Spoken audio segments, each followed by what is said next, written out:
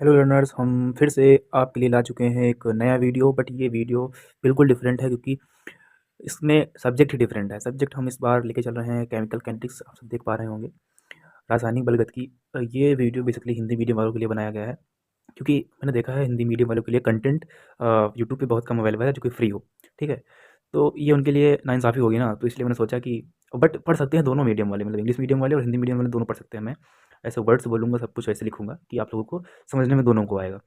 Mostly मैं हिंदी में ही बोलूँगा क्योंकि हिंदी मीडियम वालों को थोड़ा प्रॉब्लम होती है, तो नाइंसाफ़ी ना हो इसलिए मैं केमिकल काइनेटिक्स के एक नए चैप्टर और बोल सकते हैं बहुत इंपॉर्टेंट बोर्ड के लेवल से बहुत इंपॉर्टेंट तो, और लेकिन मैं बोर्ड को नहीं, पूरे जेई के सिलेबस को कवर करके इस चैप्टर में ले चलूँगा। और फिजिकल केमिस्ट्री का हमारा चैप्टर है केमिकल काइनेटिक्स, जिसे हिंदी में कहते हैं रासायनिक बलगतगी। ठीक है, तो अगर आप चैनल पे नए हैं तो सब्सक्राइब, लाइक एंड जो भी आपका मन कर दीजिएगा और फोकस रखिएगा कि सब कुछ समझ में आए जो भी बताया जा रहा है। तो आज बेसिक्स हम बताएंगे जो भी केमिकल काइनेटिक्स के में आते हैं। तो चलो शुरुआत करते हैं अपने चैप्टर को। तो हम क्या देखते हैं केमिकल काइनेटिक्स में, बेसिकली हम देखते हैं कि एक प्रोडक्ट होता है, वो जब किन्हीं किन्हीं चीज़ों से मिलकर रिएक्ट करता है तो उसकी रिएक्शन होती है। उनमें देखते हैं उन प्रोडक्ट्स के बीच रिएक्शन, रिएक्टेंट के बीच रिएक्शन होती है। मतलब एक ये ले लिया, मान लिया रिएक्टेंट, और एक ये ले लिया, दोनों को मिलाया, कांटेक्ट में आते ही ये एक रिएक्शन शुरू हो गई, ये रिएक्शन चल रही है। ठीक है, अब आगे जाके प्रोडक्ट बन गया।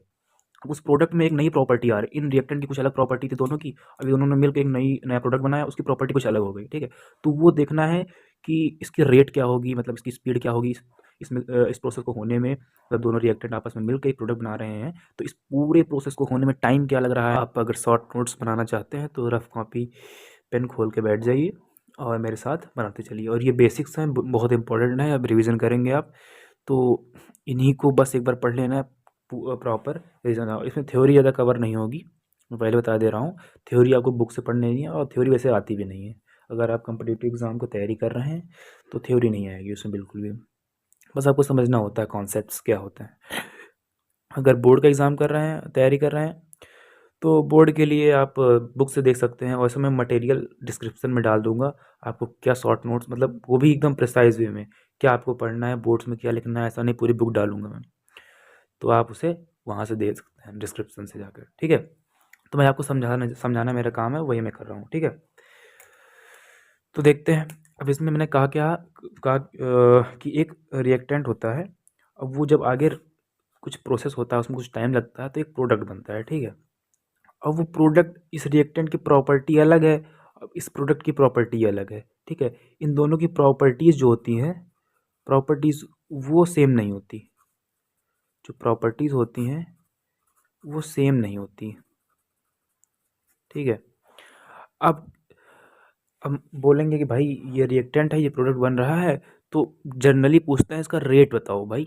ये प्रोडक्ट डिसोसिएट होके ये सॉरी रिएक्टेंट डिसोसिएट होके एक प्रोडक्ट बना रहा है, तो बताओ कि इसकी रेट क्या है, जो रिएक्शन हो रही है इसकी रेट क्या है। तो इसको हम रेट को लिखते हैं जनरली फॉर्म में, आप लोग ये इम्पॉर्टेंट है, इसको देखिए। डी कंसंट्रेशन ऑफ आर, मतलब ये जो रिएक्टेंट है ना, कंसंट्रेशन मतलब कि इसकी सांद्रता क्या है। तो डी, और ये इसका सिंबल क्या होता है, ये सांद्रता को दर्शाता है। ठीक है, कंसंट्रेशन को दर्शाता है। जो हिंदी मीडियम वाले बच्चे हैं उनसे मेरी एक मतलब दरख्वास्त है, ऐसा समझ लीजिए कि जो मैं सब्जेक्ट, मतलब जो भी टर्म्स बता रहा हूँ हिंदी में, उनका इंग्लिश में मतलब समझना थोड़ा देखिए। क्योंकि आप 12th के बाद अगर कॉम्पिटिटिव एग्ज़ाम की तैयारी कर रहे हैं, कोई जेई नीट जो भी है आप तैयारी कर रहे हैं, तो उसमें आपको इंग्लिश में ही, मतलब मोस्ट ऑफ द सब्जेक्ट या जो लेक्चर्स हैं आपको इंग्लिश में ही मिलेंगे, और इंग्लिश आसान भी होती है। ठीक है, तो आप अभी से अगर आदत डाल रहे हैं तो आपकी इंग्लिश भी अच्छी हो जाएगी, और आपको जो डिफ़िकल्टीज़ हैं कि नहीं इंग्लिश में दिक्कत होती है तो वो भी नहीं होगी। ठीक है, तो आप, मैं जो हिंदी बता रहा हूँ, अगर कुछ कुछ नहीं बता पा रहा हूँ हिंदी किसी की, मैं भूल जा रहा हूँ, तो आप उसे नेट पे सर्च भी कर सकते हैं। ठीक है, तो रेट मतलब दर। अब दर हम लिखते हैं ऐसे, इस रिएक्शन की दर क्या होगी, तो हम इस दर को हम दो प्रकार से लिख सकते हैं, बताता हूँ किस तरह।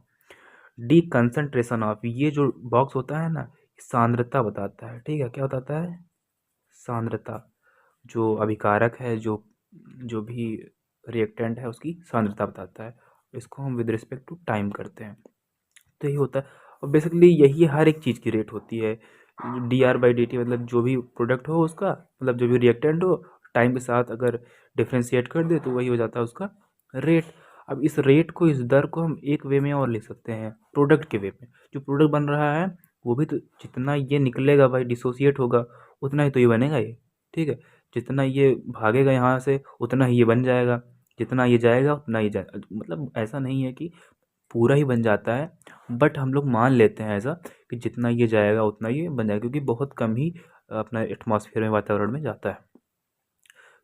जो बोल सकते हैं हीट के मतलब ऊष्मा के रूप में बाहर निकल जाता है, ठीक है। तो वही सब है, और नहीं तो पूरा का पूरा ये बन जाता है। हम यही अज्यूम करते हैं, ठीक है। अब जानते हैं कोई भी चीज़ आइडियल नहीं होता है अपने इस वर्ल्ड में, तो वैसा हम अज्यूम करके चलते हैं। तो इसको हम D P, concentration of P by d T भी लिख सकते हैं। आपने ये डी बाई डी टी है ना, ये टी के सापेक्ष जो ये पी है, प्रोडक्ट पी, इसका डिफ्रेंसिएशन है। अब पूछेंगे कि भाई तो कौन सा प्रयोग करें, और यहाँ देखो ये माइनस लगा है और यहाँ पे प्लस है, मतलब कुछ नहीं लगा तो प्लस ही है। बस दोनों में डिफरेंस क्या है, यहाँ माइनस है और यहाँ प्लस है। ये माइनस जो क्या रिप्रेजेंट करता है, माइनस रिप्रेजेंट करता है डिसोसिएशन को, डिसोसिएशन को बोल सकते हैं, घटाव को, मतलब क्षति, क्षति घटाव कुछ भी लिख सकते हैं आप, या क्षति, ये कम होना जो भी है उसको दर्शाता है ये माइनस का चिन्ह। वैसे ये सब पूछते नहीं है, बट आपको पता होना चाहिए, क्योंकि मैं जेई लेवल का पढ़ा रहा हूँ, तो आपको हर एक चीज़ पता होनी चाहिए, ठीक है। तो इसको बोलेंगे रेट ऑफ प्रोडक्ट, जो दर है, इसको बोलेंगे रेट ऑफ, या क्या बोलते हैं, प्रोडक्ट,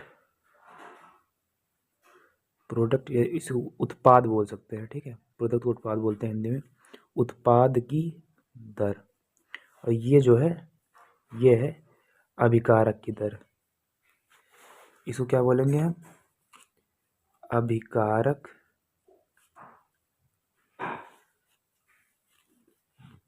इसको बोलेंगे अभिकारक की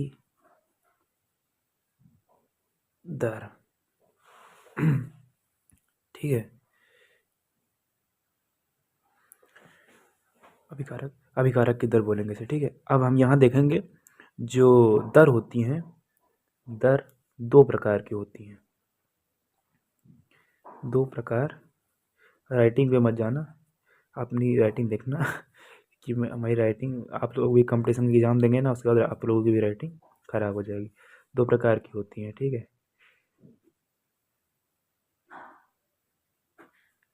पहली होती है तात्क्षणिक दर,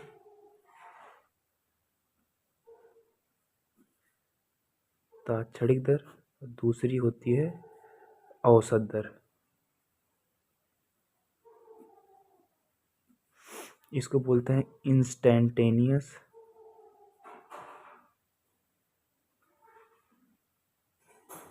रेट, और इसको बोलते हैं एवरेज रेट,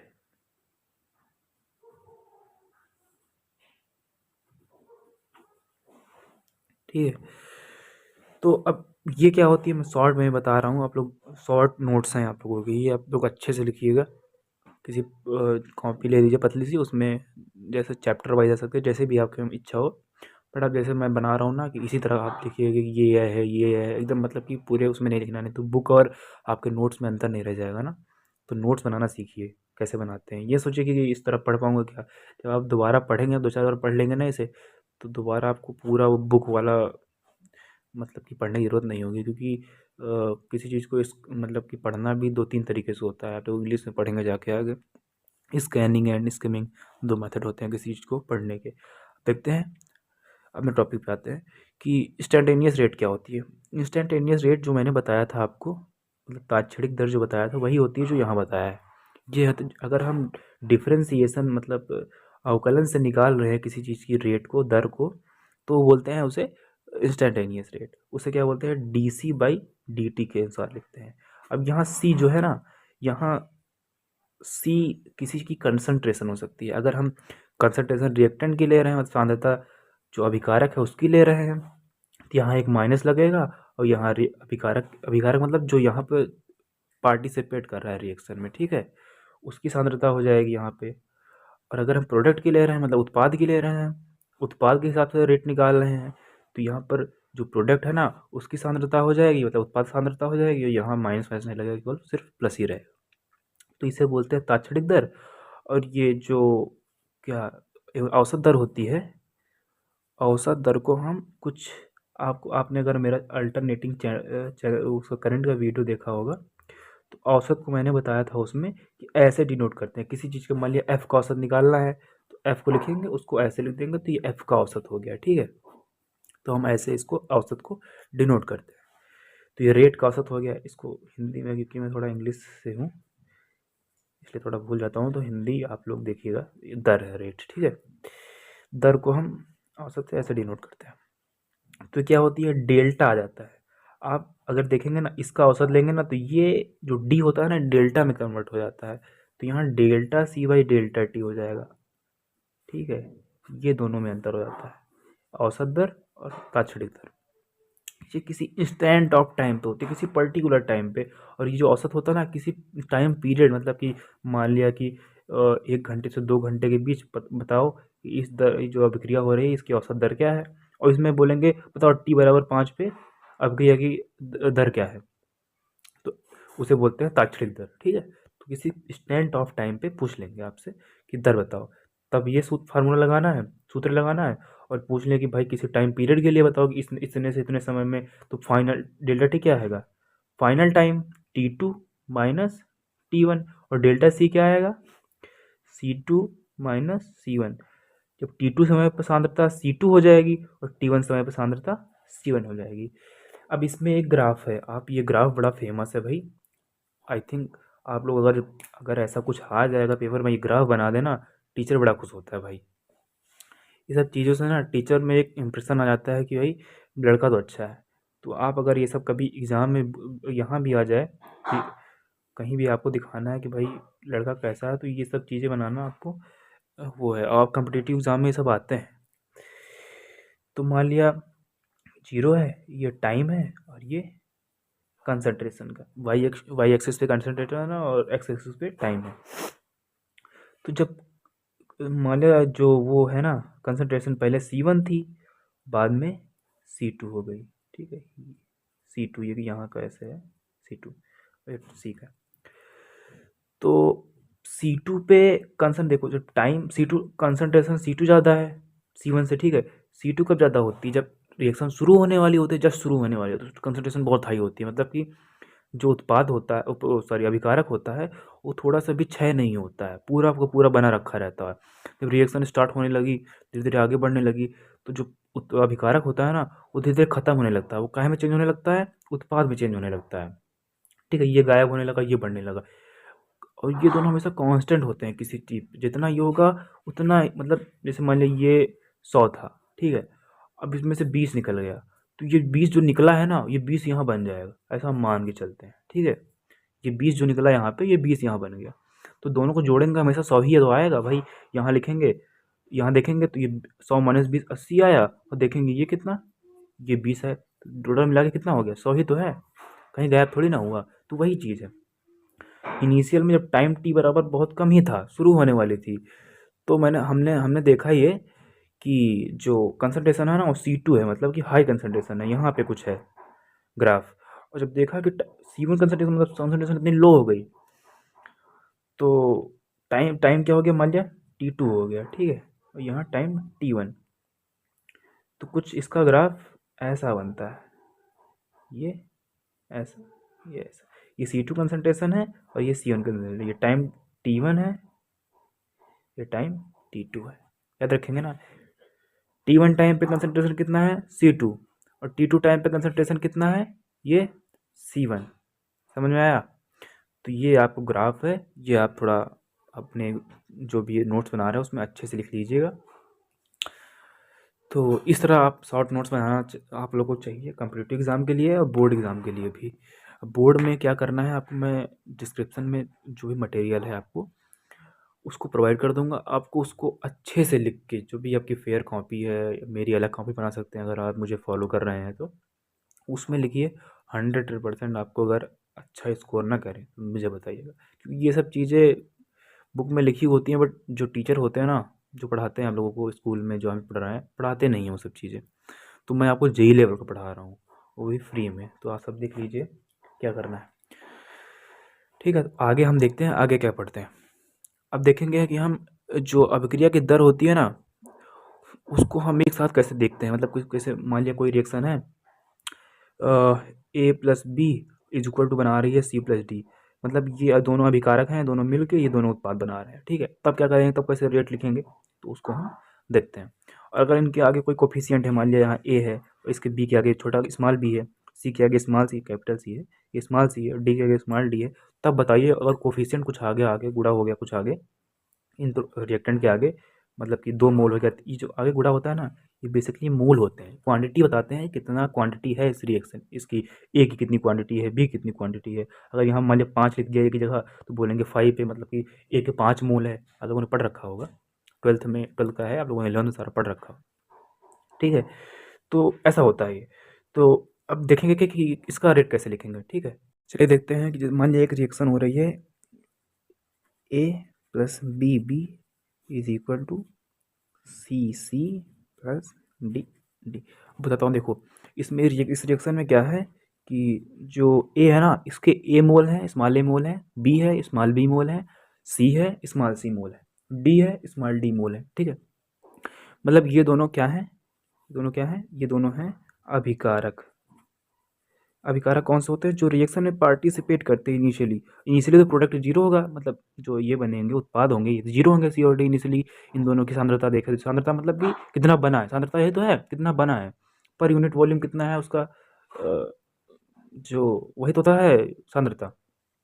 तो ये दोनों क्या होते हैं, उत्पाद होते हैं। जब रिएक्शन कुछ हो जाती है उसके बाद ही तो बनते हैं, जब रिएक्शन शुरू ही नहीं हुई तो यही दोनों होंगे अभिकारक, उत्पाद तो जीरो होगा।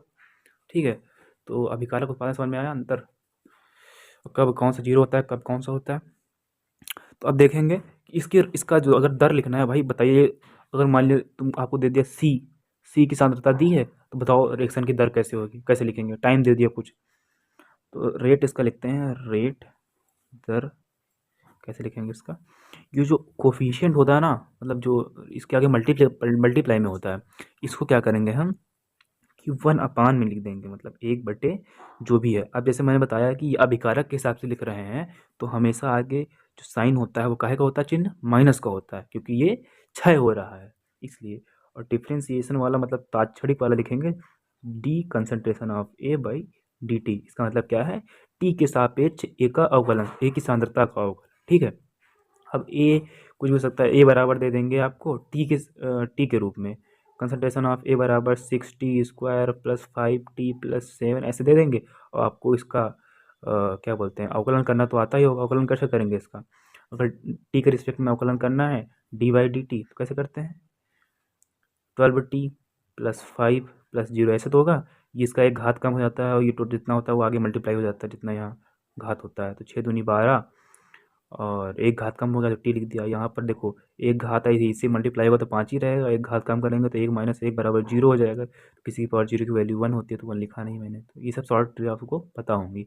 और इसमें कुछ है नहीं जिसका, तो ये कांस्टेंट है तो इसका 0 ही होता है अवकलन, पता ही होगा आप सबको। तो ये सब बता रहा हूँ आप लोगों को, रिकैप हो जाए एक बार, अवकलन पढ़ा है कि नहीं पढ़ा है वो मुझे नहीं पता आप लोगों ने। तो अब इसके लिए लिखते हैं, तो 1/b, वो भी कहेगा माइनस का, क्यों माइनस लगाया, क्योंकि हम अभिकारक के द्वारा लिख रहे हैं। ठीक है, और वो तात्क्षणिक दर लिख रहे हैं, इंस्टेंटेनियस रेट लिख रहे हैं, तो लिखेंगे डी कंसंट्रेशन ऑफ बी, सांद्रता बी बाई डी टी। और ये सब इक्वल है। ठीक है, ये कभी मत सोचना कि सर आप इक्वल क्यों कर रहे हैं, इक्वल होंगे, ये हमेशा इक्वल होंगे, इसकी रेट जो है इसका इक्वल होगी, क्योंकि ये बराबर मात्रा में, अभी मैं आगे पढ़ाऊंगा जब धीरे धीरे करके आप समझ में आएगा, जितना ये निकलेगा उतना ही ये निकलेगा, दोनों मिक्स करके ही उतना ये सब बनाएंगे। इसकी भी सांद्रता इसकी भी सांद्रता, इन सब की सांद्रता आपस में, सॉरी रेट जो होती है आपस में बराबर होती है। तो इसको हम लिख सकते हैं कंसर्ट 1/c। मैंने कहा जो गुणा में है उसको 1/में में कर दो। अब देखो मैंने उत्पाद पे आ गए हम, उत्पाद पे हम यहाँ माइनस नहीं लगाते, प्लस ही में रहता है, क्योंकि ये बन रहा है, प्रॉफिट में है भाई, तो माइनस लगाएंगे। माइनस कौन खाता है, जो गरीब होता है भाई, गरीब है इसके ऊपर कर्ज है तो इसको माइनस दे दो, कुछ माइनस कर दो इसका, तो यही हो गया। ठीक है, माइनस लगाते हैं, प्रोडक्ट क्या है वो तो आ रहा है उसके पास, वो तो प्लस में है खुद ही, तो उसके आगे प्लस थोड़ी ना लगाएं, वो माइनस थोड़ी ना लगाएंगे। तो यहाँ कंसंट्रेशन dC/dt, और यही इक्वल टू हो जाएगा 1/dd, और यहाँ d कंसंट्रेशन ऑफ d/dt। देखो जिसमें जो प्रोडक्ट वाले थे उसमें हमने प्लस रखा है आगे, और जो रिएक्टेंट वाले थे उसमें माइनस कर रखा है। ठीक है, तो और देखते हैं आगे फटाक से, क्योंकि वीडियो लॉन्ग हो जाएगा, क्योंकि ये बेसिक्स है। आप बेसिक्स थोड़ा ध्यान में रखिए, समझा रहा हूँ इसलिए लॉन्ग हो जाएगा थोड़ा वीडियो। दर की निर्भरता, जो दर है ना, रेट, इसकी निर्भरता किस किस चीज़ पे होती है? बुक्स में क्या होता है कि आपको 2-4 चीज़ बता देते हैं, मैं आपको यहाँ 5-6 चीज़ें बताऊँगा कि किस किस चीज़ पे होती है। ठीक है, पहली तो ये डिपेंड करती है सांद्रता पे। आप देख ही रहे हैं कि हर एक, हम चाहे औसत दर निकाल रहे हैं, चाहे जो भी निकाल रहे हैं, उसमें सांद्रता का रोल एक मेन रोल है। ठीक है, दूसरा ये डिपेंड करता है आंशिक दाब पे भी डिपेंड करता है। ठीक है, आपको आ जाएगा ऐसे एग्ज़ाम में कि लिखिए भाई, दर की निर्भरता कौन किस किस चीज़ पे डिपेंड होती है, मतलब क्या क्या होती है दर की निर्भरता। तो आपको ये सब पॉइंट्स लिखने पड़ेंगे। तापमान, अब ये मैं ऐसे ऐसे लिख रहा हूँ शॉर्ट में, आप लोग अगर जब बोर्ड में लिखेंगे तो इसको थोड़ा अपने लैंग्वेज में प्रिसाइज वे में करके थोड़ा लिख देंगे, जिससे आपको जो मार्क्स हैं अच्छे मिल जाएंगे। इसमें क्या है, पीएच पे भी डिपेंड करता है। जो आप रिएक्टेंट यूज कर रहे हैं ना, जो अभिकारक यूज कर रहे हैं, उसके पीएच पे भी डिपेंड कर रहा है। मतलब जो जिस वेसल में हो रही है रिएक्शन, उसका पीएच क्या है उस पर भी डिपेंड करता है। पीएच कम है, ज़्यादा है, उस रिएक्शन उसी हिसाब से अभिक्रिया की जो दर है, जो अभिक्रिया का प्रोसेस है, वो फास्ट और स्लो होगा। ठीक है, इस पे भी डिपेंड करती है। पांचवा क्या है, चुंबकीय चुंबकीय क्षेत्र या विद्युत क्षेत्र। चुंबकीय क्षेत्र या विद्युत क्षेत्र पे भी डिपेंड करता है ये मतलब एक्सपेरिमेंटल वैल्यू है। तो आप लोग इनको ज़्यादा उसमें न लीजिए कि कैसे होता है कैसे नहीं होता है, कि आप आगे पढ़ेंगे, अभी पढ़ाना ठीक भी नहीं है, कि इन सब चीज़ों पे डिपेंड करता है। और ये जो कैटालिस्ट नहीं होता है, या उत्प्रेरक, आप ये तो सबको पता ही होगा, क्लास 11 में पढ़ के आए होंगे आप लोग, इक्विलिब्रियम चैप्टर, केमिकल इक्विलिब्रियम वगैरह, उसमें बताया हुआ है उत्प्रेरक डालने से अपक्रिया बढ़ भी जाती है। ऐसे ऐसे उत्प्रेरक होते हैं जो अपक्रिया को अपक्रिया की जो दर होती है उसको घटा भी देते हैं। तो अपक्रिया की दर जो होती है मोस्टली इन 6 फैक्टरों पे डिपेंड करती है। तो आज के लिए इतना ही। कल हम और एक दूसरा वीडियो लेके आएंगे जिसमें इसके आगे का जो बेसिक्स है, मतलब जो भी इसके आगे है चैप्टर में, उसको आपको बताएंगे। और ये बेसिक्स आई थिंक आप लोगों को आना चाहिए, और 2-4 बार रिवीजन कर लीजिए। ये पूरा आना चाहिए, क्योंकि यही आगे आपको पूरे चैप्टर का बेस है। ठीक है, तो पढ़ते रहिए और आगे बढ़ते रहिए। हम लोग देखेंगे नेक्स्ट इसके आगे वाले वीडियो में कि इसके आगे चैप्टर में क्या है। और ये चैप्टर आप लोग अगर अच्छे से पढ़ेंगे, कि ये बहुत इंपॉर्टेंट है पॉइंट ऑफ व्यू से, बोर्ड और कंप्यूटर एग्ज़ाम के लिए, लाइक जेई और नीट के लिए भी। और इसके जो क्वेश्चन है बताऊंगा किस तरह शॉर्ट वे में आप क्वेश्चन कर सकते हैं। बुक में इतना लॉन्ग वे दिया रहता है, आप लोग मतलब देखते हैं यार भाई कैसे होगा, ये बताऊंगा एकदम शॉर्ट वे में, मैं एकदम अच्छे से समझाऊंगा। लेकिन आप लोगों को क्या करना है, बस जो मैं बताऊँ उसको पढ़ना है, और बस उसी को रिवीजन कर लेना है। एक बार लेक्चर देखने से पहले पुराना एक बार पढ़ के फिर बैठ जाना है। और इतना शॉर्ट बता रहा हूँ, कोई भी थ्योरी नहीं लिखा रहा हूँ, आप लोगों को ऐसा ही चाहिए और ऐसे ही दिमाग में बैठेगा। ठीक है, पढ़ते रहिए। आज के लिए इतना ही, फिर मिलेंगे नए वीडियो के साथ।